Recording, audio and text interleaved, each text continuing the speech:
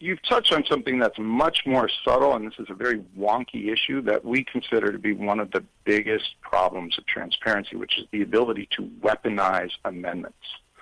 If all legislators are voting secretly, it's impossible to weaponize an amendment. So what does weaponizing an amendment mean? You put in a bill about maybe giving subsidies to milk producers. They've had a tough year. Rainfall's not been there. So you put this bill forward about anyone who's involved in the dairy is going to get a subsidy this year. We're going to support them. I decide I'm going to mess this thing up. I'll add an amendment in there on prayer in schools.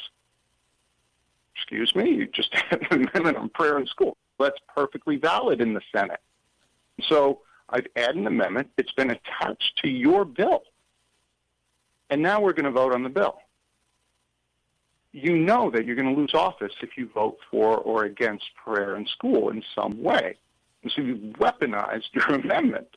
In the old days, no one would do that because all the votes were secret. And people are just going to be like, why are you putting that up there? This increased. People are like, oh, that's not very common.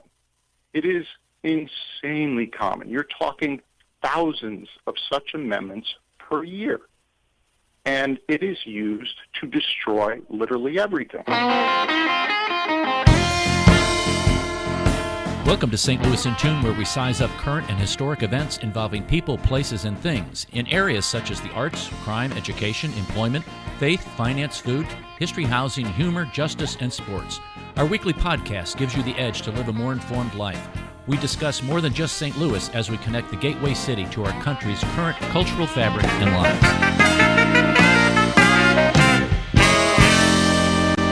We have a wonderful guest today. My interest in this particular topic comes about by watching the news and listening to the banter that goes on in Washington, D.C., and wondering, why is Congress so ineffective? Why are they in legislative muck? And why aren't they exerting their own rights and power that they have as a branch of government? Why are they letting things go to the executive branch? As I was researching this and looking for information about this online, I came across the Congressional Research Institute and James D'Angelo, who's the founder of the Congressional Research Institute. He's based in Washington, D.C. and Cambridge, Massachusetts, travels widely around the world, has worked for NASA as a design engineer on the Polar Wind spacecraft, and he lectures on cryptography. His first academic paper on the pitfalls of sunshine or transparency was published in Foreign Affairs magazine in 2019. But in 2014, he and two other gentlemen from Harvard and Boston College founded the Congressional Research Institute to support the work on improving representation. James, welcome to St. Louis in Tune. Hey, thanks for having me. To me, this is a really important topic that you have researched and discussed for a long period of time. We talk about the sunshine law here in Missouri, which is you can't do things under the table and you have to be transparent with your affairs in government activities, i.e. boards of education or governments or anything like that. And this rolls all the way up to our Congress, and you have some real particular opinions about that, don't you?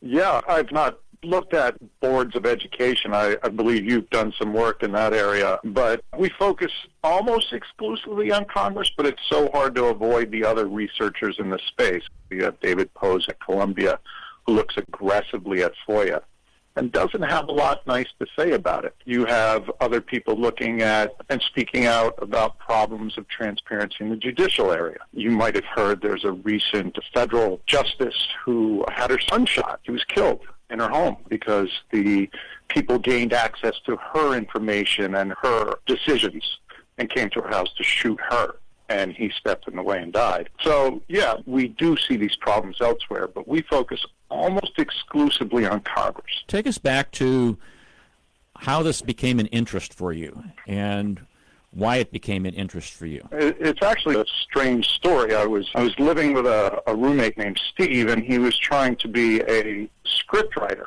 So he was always the smartest guy in our group, went to UPenn and wanted to write on government, wanted to write scripts based on government. At that point, The West Wing was rolling, And so he was watching The West Wing fairly aggressively, trying to write similar scripts. And then he started to bring up videos that he had of Congress voting. And I just happened to be in the room. And I looked over and I'm like, I didn't even know that. It shows you how little I knew about government. I didn't know they voted openly. And I got a chill. Nothing logical, nothing made sense to me. I got a chill. And I said, I would be terrified to vote openly if I was one of them. Who's going to punish them? Is their wife going to punish them for their vote? Is special interest, a powerful group, the president? Who's going to be watching their votes and trying to make them pay for that? It was just a weird thing, and I mentioned that to him, and he just tore me apart. Transparency. We can hold all our members accountable. It just makes perfect sense. And his argument was super logical. Then, it might have been 2006, I'm reading Fareed Zakaria's book, Future Freedom, page 178.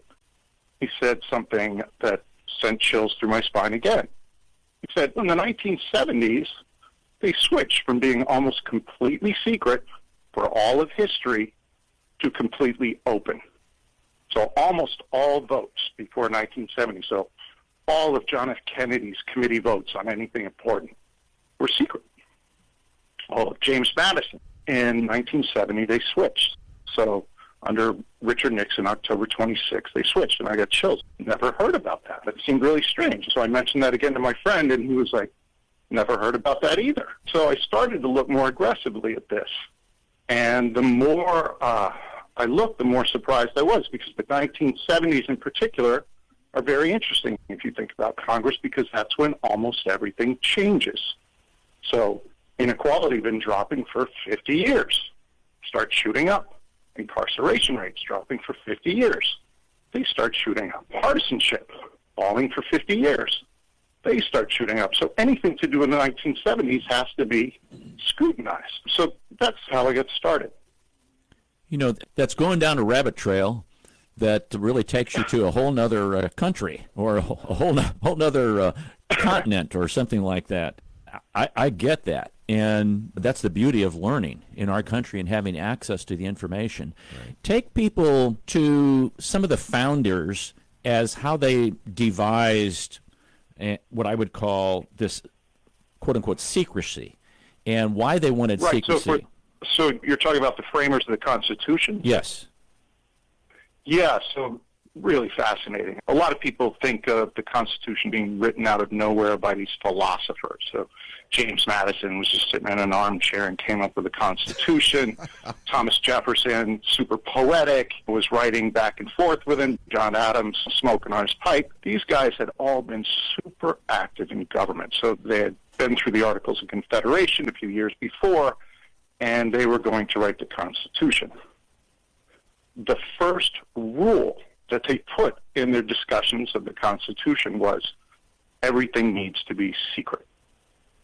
Every single discussion, every single piece of paper. So for months in Philadelphia in the summer, they sealed the windows with wax, covered them with curtains, had armed security inside and out, and wrote the Constitution in abject secrecy, as secret as any legislature has ever worked. Then they put in Article 1, Section 5 of the Constitution, the only reference to either transparency or secrecy. They basically put a sort of couched right to legislative secrecy, where the word secrecy is capitalized, saying that legislators have a right to work in secret. Then when queried after this, Hamilton was pretty straightforward. He said, well, it's just clear. If we worked in the open, factions, which he means special interests or lobbyists, would destroy the process. Madison, on the other side, said, if we work in the open, no one's going to change their mind. Basically, no one's going to ask questions. You're not going to have deliberations. So the parties, and he did think about parties, a lot of people said, the framers didn't think about parties. He basically foresaw the Civil War and the parties that would be created by the slavery issue. And he looked at any time you have a discussion in front of television cameras, you're going to have hard partisanship. And their predictions are about as spot on with the data as we see. So as soon as those committees were opened up in the 1970s, we see a shooting rise in lobbying, campaign finance, and partisanship. You mentioned in a video I watched that the name lobbyist, previous to 1970, they were in the lobby.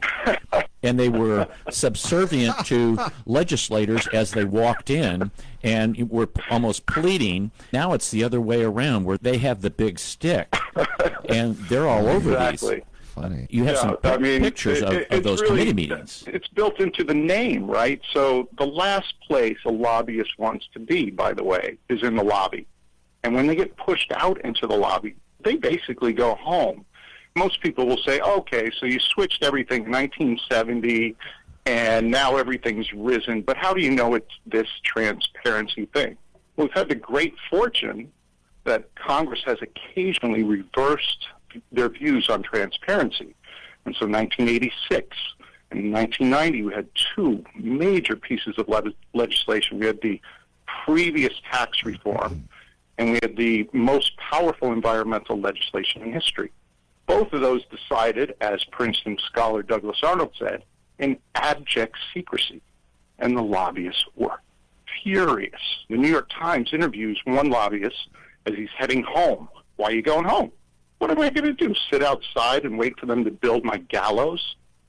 Insurance lobbyists going home, corporate lobbyists going home. What's interesting is you find a lot of the more passionate lobbyists, and not the pay-to-play guys, were sticking around. So the people who are like, I just really want to change this concept because I care about it. There's a river in my backyard that is dirty. I want to clean. They stayed because you can still talk to people and convince them with passion, but you can't convince someone by threatening them anymore. So yeah, lobbyists hate the lobby. We could basically say, just put the lobbyists back in the lobby, and we're going to see legislation change. You also went into that secrecy equals corruption, and there's a lie there. That's a lie. That secrecy is going to bring about corruption. Would you discuss that, because how you laid that out was that it's really the complete opposite? So that's fairly old in my writing. It's not something that I've changed my mind on, but I'll try and remember what notes I was hitting. I'm Sicilian, and I've got family who's been arrested in the mafia. A very close friend was a big wig in the Sicilian mafia. I was with him the week before he got arrested. I understand corruption. Right? I understand how people move. And if you're going to bribe someone, or if you're going to intimidate someone, you need confirmation of that.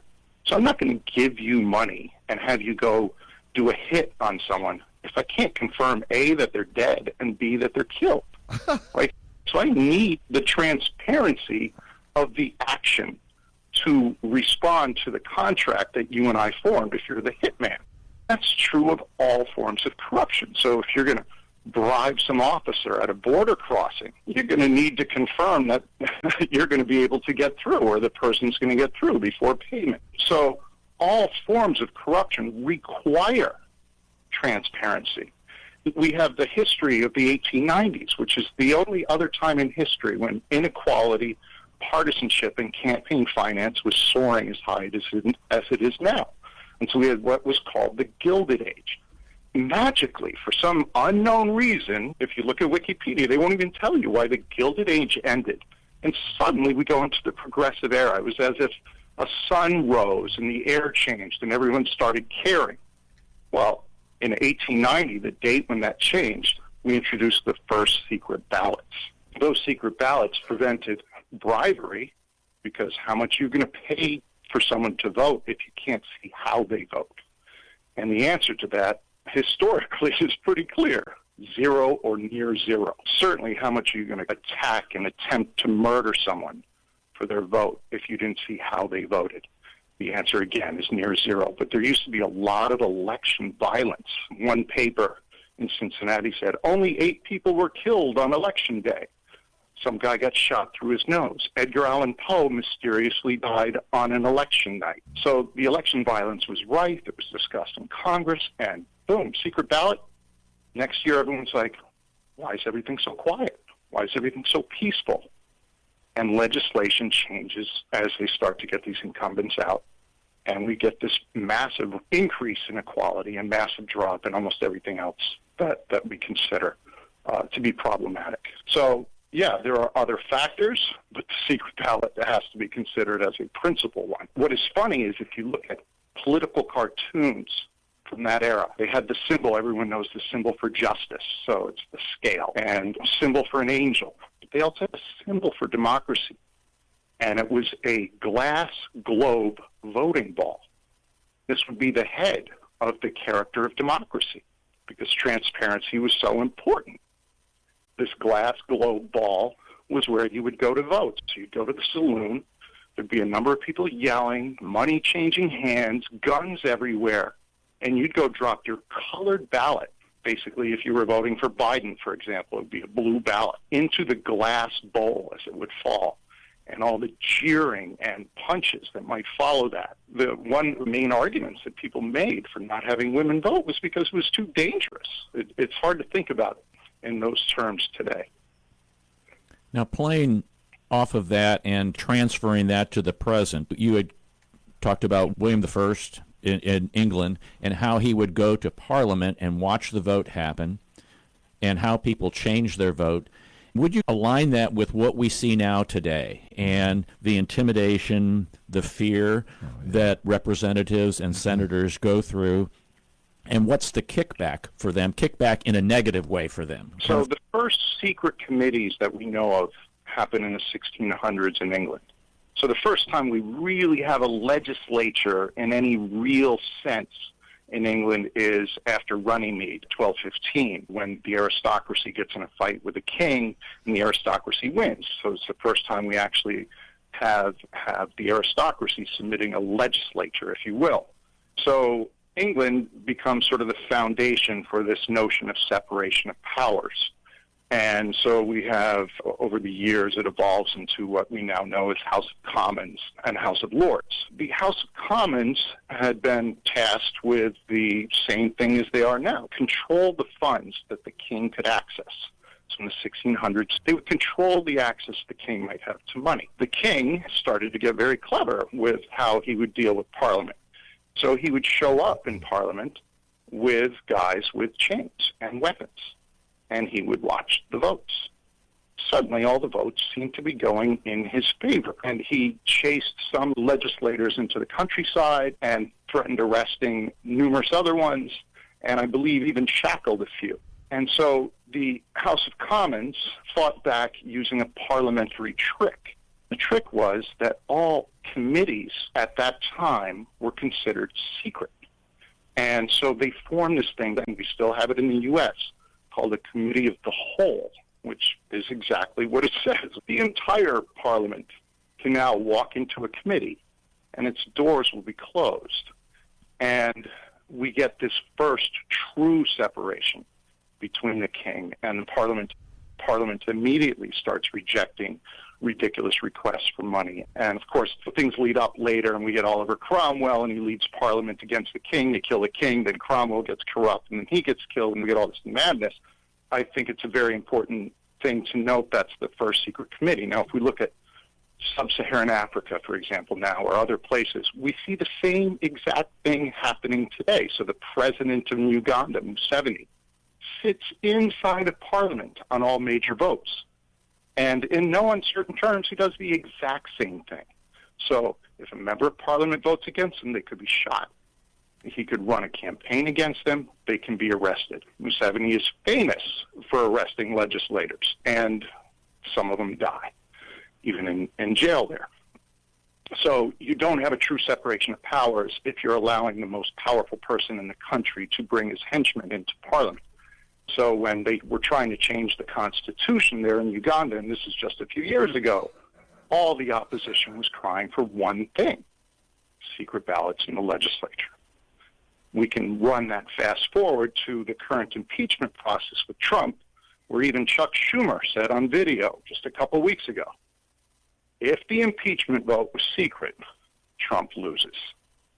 This is not just a partisan comment, because you have Jeff Flake and other Republican pundits saying not just the same thing, but saying that if the vote on impeachment was secret, 30 to 40 Republican senators would have flipped their vote. And we got a good taste of that, and I'm probably getting into the weeds a little bit, but this data is kind of fun because it's so recent. is there was the vote on Liz Cheney. Liz Cheney had famously voted against Trump in the House for impeachment. And so Republicans all up in arms had a vote to censure her in the House. And that vote was conducted in secret. She won 2-1 in a vote with just Republicans. So she was exonerated, basically a denial of Trump's power as soon as the members of Congress were allowed to vote secretly. So, yeah, we see this everywhere, every time. One of my favorite arguments to anyone who's fighting against me, you got the pro-transparency group, Sunlight Foundation, Transparency International, where the chairman actually admitted to me that she thinks I might be on to something. I say to them the same thing. Show me an example where it worked, where transparency worked. I haven't seen it yet.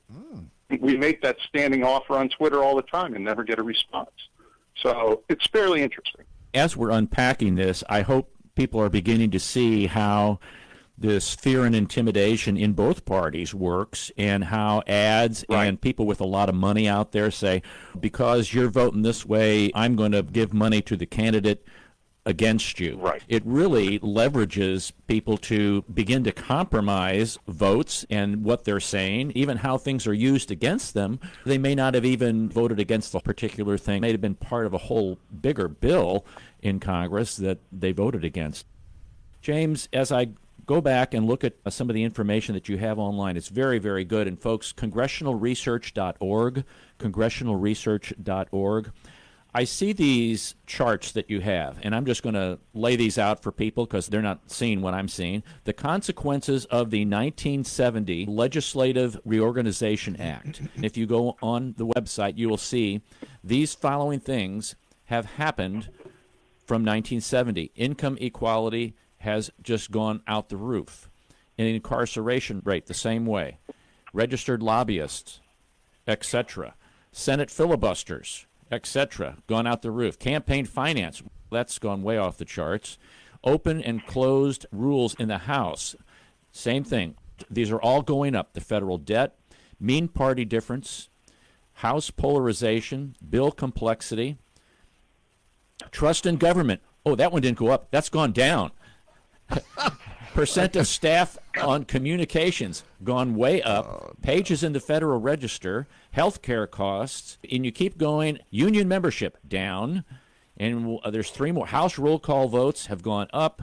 Taxation on the top 0.01% has gone down, and mass shootings and more guns has gone up. Now, I'm not going to have you comment on each one of those because each one of those is a show in itself, James. Yeah.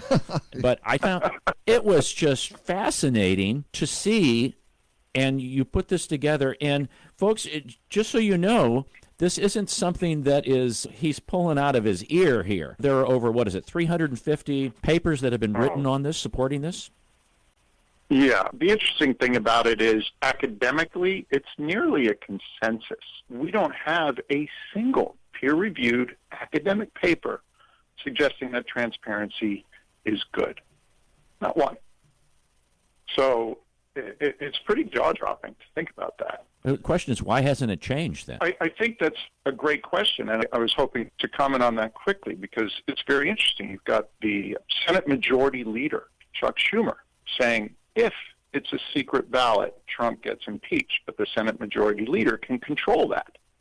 So Article 1, Section 5 of the Constitution allows him to control how that vote is done, and yet he held it transparently.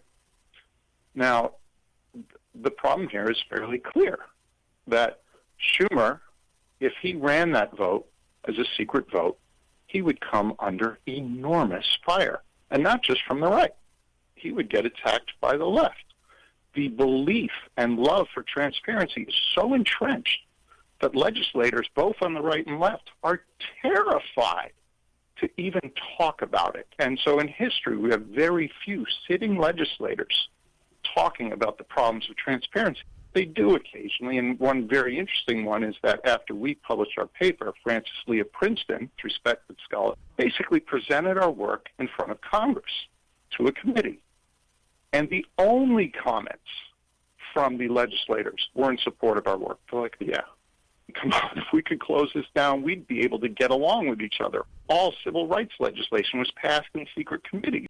If they were open, they would have never passed all these things. So it's actually a problem of the press and the public and the beliefs that they have. And this tails in very easily to the rise in incarceration, which is also a major stain on America.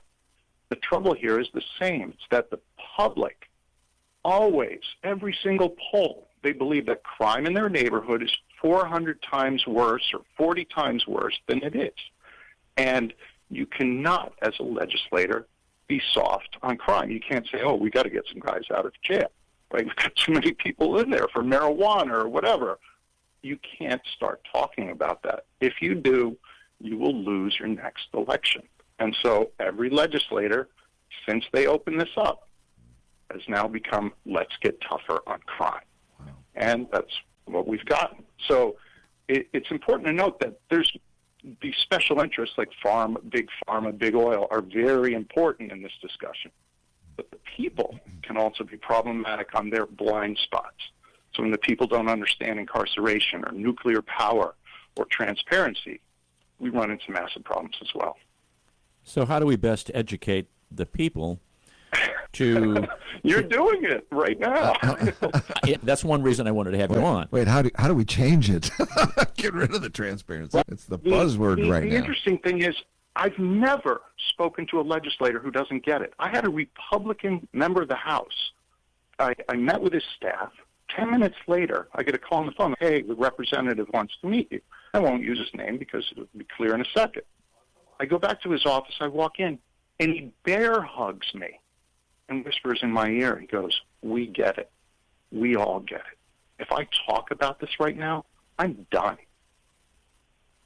Wow. That's crazy. Because they're more concerned with getting back reelected than they are of holding firm to what they really believe. So I actually spend a good part of my time defending legislators from accusations of cowardice.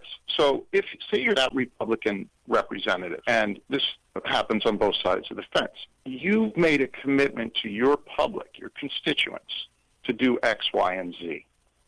If you get taken out for B, you've now broken the promise made with your constituents. So it's very dangerous for a legislator to put him in a position, him or her, in a position to get taken out for an issue that's not on their agenda. Because if they lose, if that representative loses, usually on X, Y, and Z, the person that replaces them is the opposite. So people are like, oh, just stand up and vote your conscience. Well, everybody knows what will happen. You'll be gone, and you'll probably be voting your conscience on an issue that lost 418 to 5, and so you voted as one of the 5, and so it doesn't get you anywhere. So it's a tragedy of the commons. There's another name for it. I forget what it is, but these are known principles where standing out and being the only individual is very dangerous. And so to lose office and basically deny your constituents and you of your dreams to carry forward X, Y, and Z over B creates a problem. Most people don't see that subtlety, which is why we run into problems with every single special interest, because they're running their interests on A, B, C, D, E, F, G, H, I, J, K, where all these interest groups can take you out because they can control 1% to 2% of the votes. So, this bravery notion where a legislator should just vote everything according to their ideal situation, yeah, that happened when they were voting secretly. But as soon as it's transparent, it becomes a calculus. And that calculus is often skewed by the fact that you have multiple things you're working on. Can I say, when I was mayor, one of my mayor stories, I found, what I found was that the right decision to make in that kind of an arena is never the popular decision. So it takes courage to stand up and say, this is the right thing to do. I know everybody doesn't see it the way that I do or the way that it is because they have other agendas, but the right decision is never, I'm telling you, is never the popular decision. And it does. It'll cost you your election the next time around. Yeah, there's so much truth into what you're saying. And a mayor's an executive, so they don't really have a choice of secrecy because you're a single person. You can't hide your votes. Right. So the president, when he vetoes something or signs something, he's basically voting publicly. But there's no way to hide that. He's an individual. But a legislature provides that dynamic that allows for the ability to snub the mob, right, when the mob's wrong about something. So if the mob's wrong about crime, because both on the right and the left, every legislator wants to pull money out of the incarceration system. They all want that out. Some want to just tuck back into people's pockets. Others want to use it for other programs.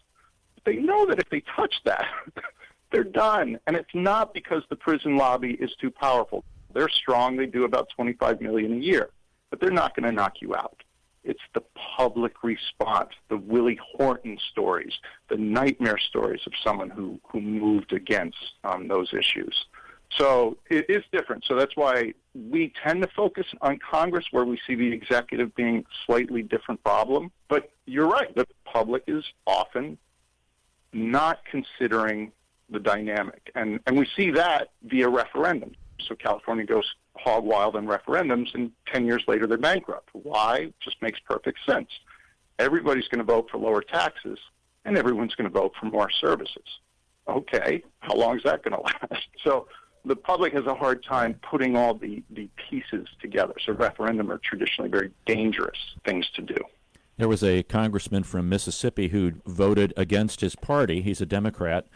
And on this recent $1.9 trillion bill, and he said the reason was, hey, my constituents don't want this. So the question I'm going to give to you, James, is what kind of weaponization can be used against him from within his own party as it relates to, like, Speaker Pelosi or being on committees? Those are always used as leverage points. You vote for me and you get all these other kinds of things. How much does that play into this? You've touched on something that's much more subtle, and this is a very wonky issue that we consider to be one of the biggest problems of transparency, which is the ability to weaponize amendments. If all legislators are voting secretly, it's impossible to weaponize an amendment. So what does weaponizing an amendment mean? You put in a bill about maybe giving subsidies to milk producers. They've had a tough year. Rainfall's not been there. So you put this bill forward about anyone who's involved in the dairy is going to get a subsidy this year. We're going to support them. I decide I'm going to mess this thing up. I'll add an amendment in there on prayer in schools.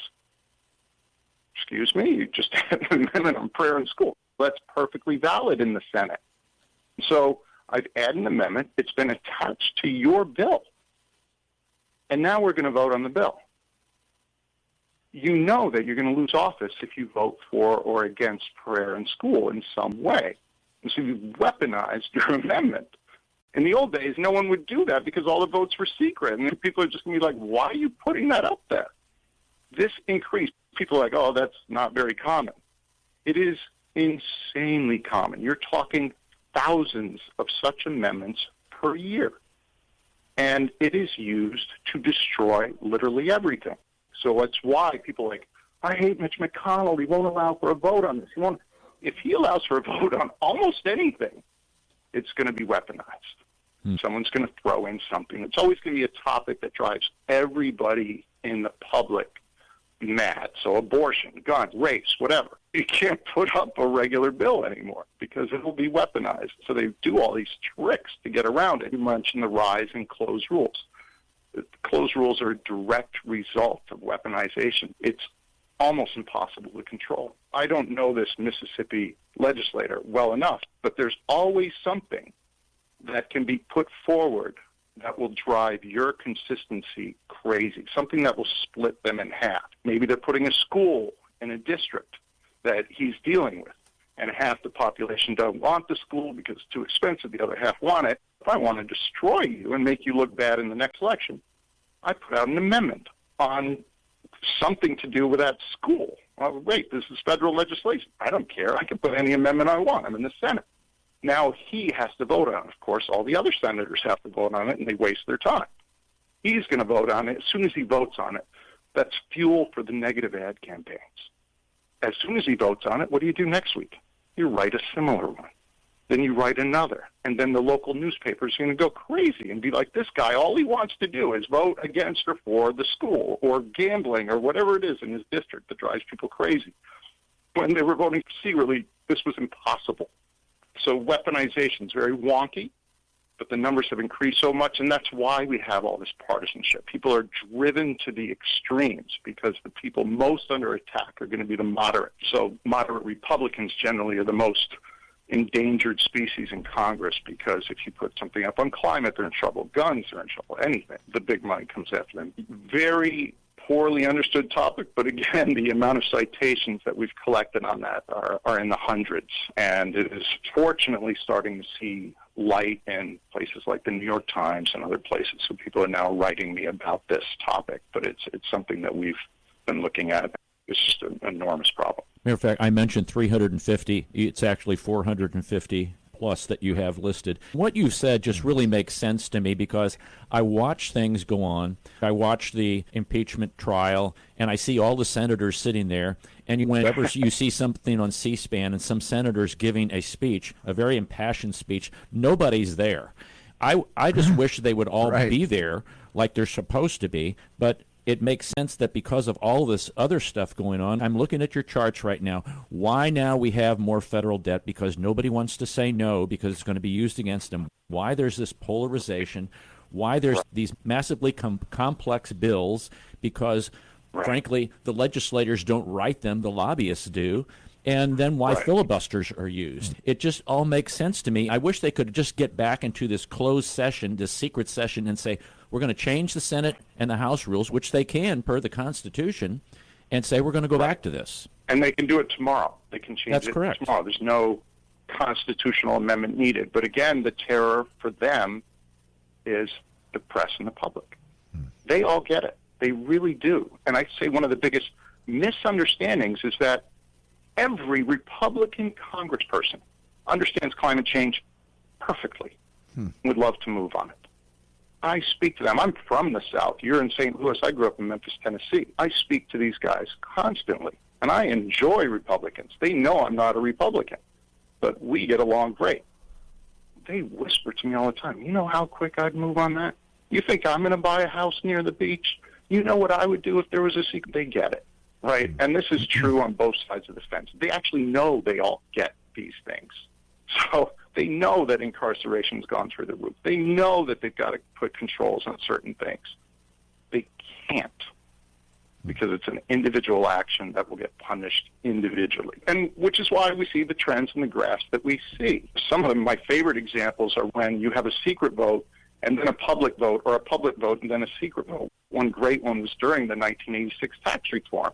And Rostenkowski, he's trying to get this tax reform passed. And keep in mind, this is under Reagan. They passed one of the most fair tax reforms in history, and that's agreed on by people on the right and the left. Rostenkowski sees that a committee has voted basically to support all the banking interests. This is ridiculous. You guys have lost your minds. And he goes, oh, you voted in public. Revote. Let's have it in secret. Minutes later, same committee votes and flips the decision. Wow.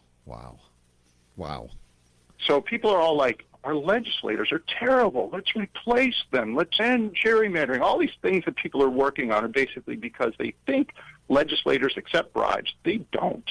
They think they're all corrupt. They're not. They're terrified. As soon as the committees close, we see this. Most people don't notice these things are really fun. Like Elizabeth Warren, how hated is she by the right? She's hated. She proposed in front of a Republican-led committee just months ago. She proposed to remove statues of Civil War heroes from federal buildings. How's that vote going to go? Republican-led committee. She's going to get annihilated, right? Yeah. They voted in secret and supported it. I'm just going to quote from your article here. It's distorted the dynamics, and it's created chaos in our democracy. How do we get out of this other than they stand up and say as a group, we're not going to take this anymore. We're not going to do it. Right. Unfortunately, the press, I would say, is probably one of the bigger problems here because in many cases they're underfunded. They're working quickly, so they're not able to really consider ideas, and they've got to make a sensationalistic argument. I think you even mentioned, we've got to make people look more partisan, and we've got to make something that looks like a hot-button topic. Mm-hmm. And so for a thoughtful article on this from the press is rare. It's gotten more common because our work has now trickled out here and there, but it's still rare.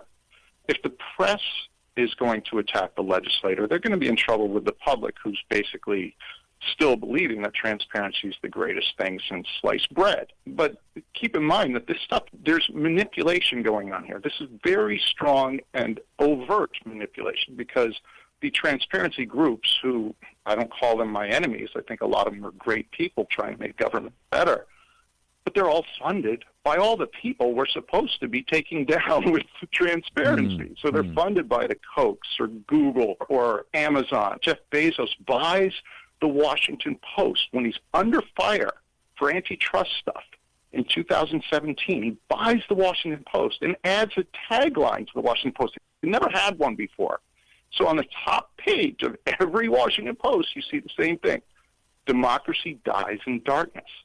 No one on earth terrifies legislators more in public than Jeff Bezos and Amazon. They lobby and drive legislators crazy. Do they offer money? No. Basically what they do is they say, oh, we were considering putting our headquarters in your district. You're just not working out for us. Or we were considering putting the warehouse, 4 of them, in your district. Not happening. There was a recent PBS report on it, and they talked about some of this openly. The guy couldn't figure out why he couldn't get anyone to testify against Amazon. And he said, I would go meet with these people. So this is the big lawyer, Barry something. I would go meet with these people, vendors and other people, and they would all tell me, Amazon's just the worst. They're basically wrecking our entire model. And he said, okay, well, come testify about it. They're like, we can't do that. He says that in the PBS documentary. No one would testify. That's crazy. That's how the mob works. If you watch any Godfather movie, that's exactly the center of all the movies, right? The people won't testify because they're terrified. And that's what we've done to Congress. They won't. Chuck Schumer won't move to secret ballots because he knows, because Chuck Schumer's right now very afraid of AOC. AOC could announce any day she'll be running for his seat in Senate next time. He's walking on thin ice because between him and AOC, he's terrified right now. This is all trickled down to the state level and to the local level, too. Yeah, so the Sunshine Laws, some of them started before 1970. There's just a couple, Wisconsin, etc., but almost all of them came on the heels. So you have the Kochs who fund ALEC. ALEC is basically tasked with de-unionizing everybody, and ALEC works exclusively on state legislatures. So they don't do anything in D.C. And they have enormous success at destroying unions. And on the first page, I believe, of their current website, they argue, of course, every state legislature needs to be as transparent as possible. So the very people and organizations we are trying to fight are funding and supporting. So they fund the Freedom of Information Group, they fund other groups. They understand this very well. And so does, Don Corleone when they're going into court. They understand very well that they want to see who's on the jury and where their houses are. This is old school. This is what Cicero said 2,000 plus years ago. And Cicero was an aristocrat. And he said very angrily, he said, this is weird. Every law that's designed in secret hurts the aristocracy. We should get rid of this secrecy stuff. So, yeah, this is throughout history. ALEC, as he was stating, is the American Legislative Exchange Council. Right. I wouldn't have even been able to name the full name there. But FYI, I looked that up. Heavily funded by the Kochs and other groups, and as you see, the change in unionization has been dramatic. One of the big successes early on, as soon as the votes were made public, was they banned wildcat strikes. Kochs claim to be libertarian. What's more libertarian than a wildcat strike where you basically, the firemen go on strike and the policemen are like, we'll go on strike to support them. That, to me, sounds libertarian. They use regulations aggressively to make unions have a harder time. James, question, how do you get from NASA, a design engineer on the Polar Wind spacecraft, to founding the Congressional Research Institute? Wow. Not sure how to answer that, but all I'll say is my love for electronics was never that big. I actually fell in love with the work of a professor, and I started following him, Tony Mavretic. He actually died a year and a half ago, sorely missed. But he had been working on the Voyager stuff. He was at Boston University and Harvard. And there was another guy, Alan Lazarus, whose work I started following when I was in school at BU. And he was at MIT. I just found them very fascinating. They would talk about everything. But they were analog circuit designers in a time when no one was doing analog circuit design. And I just got into that world of their world designing analog circuitry. You mentioned a soundboard. Most soundboards up until very recently have been analog, but now they're almost all digital. So I was one of the very few. I would say I didn't have a lot of competition when they got this massive funding to start work on the Polar Wind project. So in some ways, I was one of the only analog circuit designers that came at a budget because they got paid better than I did. So I ended up on that project and enjoyed it immensely, mostly because I just loved the people and the thought and the ideas around it. And I remember being in the lab a number of times when we'd get images back very slowly back in those days from the Voyager craft. So I'd be there during some of the first visualizations of some of those. So obviously I'm very excited about what's been going on in Mars and the SpaceX struggles that they're dealing with now. But then the NASA project ended, and I was like, I just don't really want to be in this space. I actually interviewed with Apple, and literally in the first hour, I realized I didn't want the job I was being offered at Apple. I told them so. You can keep going around and meeting people, and I basically did, and I swam in the pool. They had put me up and all of this. But then I had to make my way after that. So I ended up doing work on cryptography, a lot of tech stuff that I've always had, but I've always been tied into governance. So I did a lot of work with cryptocurrency folks. I've spoken at MIT, Harvard, all that stuff about crypto. And I was doing a lot with that, discussing the cryptography of that, when I basically was bumping into those realizations on government. So when I started to realize via Fareed Zakaria's book and the data I was looking at that the 70s transition was really important, to me that was the answer to everything, because I was very concerned about race issues, injustice, or climate. I dropped everything and dove into this very nervously, and I launched the video on my Bitcoin cryptocurrency channel, ready to delete it immediately if it got reviews basically saying I was wrong. It became immediately the most watched video on my channel with tons of great responses. And that led to me meeting Harvard professor David King, who's been my main cohort on this, and Brent Rinaldi. In the first 5 minutes, David and I are like, we've got a partner on this. This is great. He dropped his writing where he was writing about partisanship through another avenue. I think he's still got some very interesting points about problems with how primaries have developed, and I think it's valid. But I think he believes this is much stronger in terms of partisanship, and, of course, deals with all these other topics that he cares about as well. And he is easily the best person ever to speak to on this, but he's harder to get a hold of. So I do more of the public outreach than he does. So I've spoken at more conferences and stuff like that. And I'm building my chops mostly because he'll email me after he sees something, go, you misstated that, or the date on that, or the committee wasn't like that, and this is how committees work, because he's just been doing this since 1992. He was the youngest. And I might be the first political science hiree at Harvard, true political scientist, and was I believe, the first Harvard professor on Facebook. So he's fascinating in his own. So the path has been weird, but it was love at first sight for me when I started to see these correlations, which we now believe are better than correlations. Now, you have also penned an article, How Lobbying Killed George Floyd. I just tickled some people out there listening in listener land. You also have a very fascinating thesis on what I would call the inequality of representation that we have in the Senate, and how representation can be a little bit fairer, and how we've missed the boat on that. I thought that was very fascinating. That's still part of the great compromise, unfortunately, that we basically allow each state 2 senators. I believe that would have major change if we voted for our senators by something that Germany does and other countries do, mode of proportional representation.